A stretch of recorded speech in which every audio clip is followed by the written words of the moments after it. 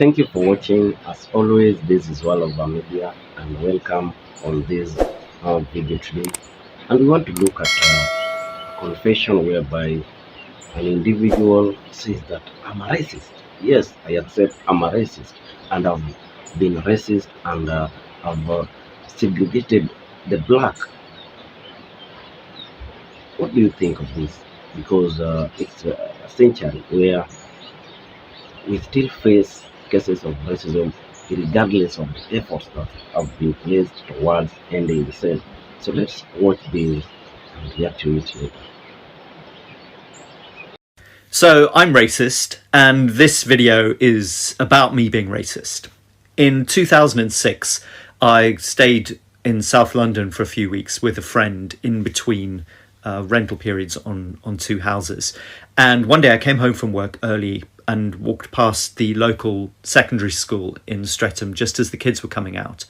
And I was surprised to see that a lot of the black kids were being picked up by their dads. And I remember thinking, oh wow, I didn't realise that. Black dads do stick around. Now, obviously I'm not proud of this. And at the time, I think if somebody had come up to me at a party or something and said, black dads don't stick around, I would have argued with them and said, of course they do. Because intellectually, in my higher brain, I know, and I did know, that black dads stick around. But somehow, subconsciously, I had acquired the idea that they didn't. You see, one of the problems with racism is that our brains are actually designed for prejudice, in the sense that they are designed to pick up cues from the world around us and take shortcuts to understanding how the world works. And that would be fine if we didn't live in a racist society. But in a racist society, we are constantly bombarded with messages about races and what the essential nature of those races are. Messages that just aren't true, that aren't accurate. And I think in some ways the people who are overtly racist, who admit to being racist, who are white supremacists, are easier to contend with because we know that they're there and they are conscious of their bias and we can debate it with them and argue it with them. But it's the people like me who claim not to be racist, who claim that we are somehow immune from this disease in our society, that can be the really dangerous ones. Because if we don't admit to ourselves that we carry this prejudice, how on earth can we ever deal with it? Now, I know that the argument is often given that we can't have people second-guessing themselves and constantly on guard about, oh, am I being racist, am I not? But the fact is, the burden of racism has to be borne by somebody. If I don't make a conscious effort to not be racist, then it will be people of colour around me who have to take that burden on my behalf, and that just can't be right. What that moment in Streatham taught me is that I have no room for complacency. Saying that I'm anti-racist, being intellectually opposed to racism, is no guarantee of not being racist. And the job of combating racism belongs to all of us, and it is an ongoing. That's why I like white people. They do it right. You think so? Yeah, tell us. Yeah, do you think that whites do it right? There's a report that says that white people are becoming the minority in America.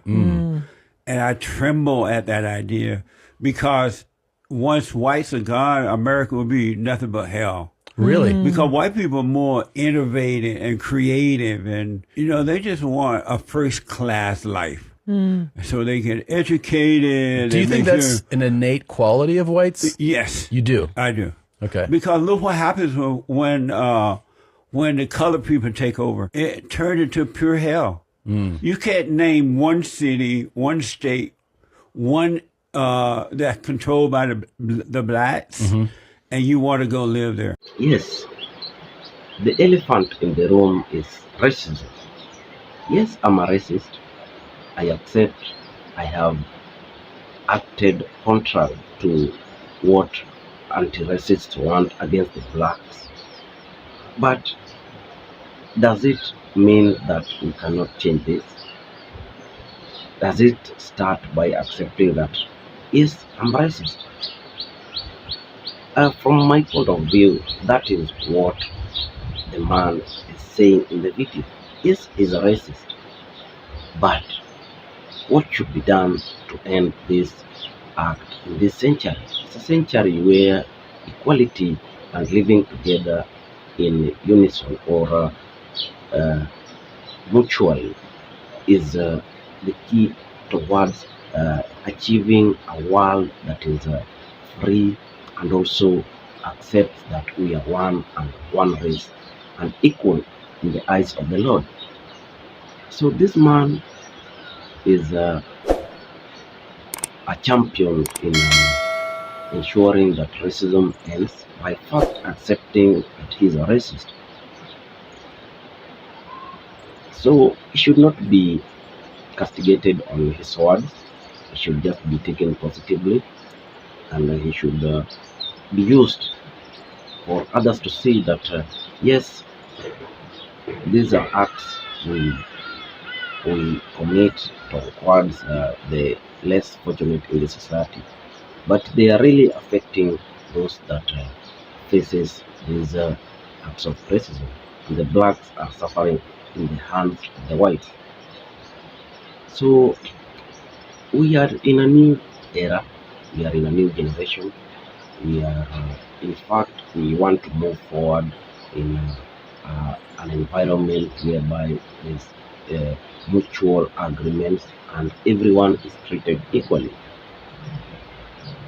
The sovereignty of nations dictates that everyone has power within his or her jurisdiction, and this should be respected.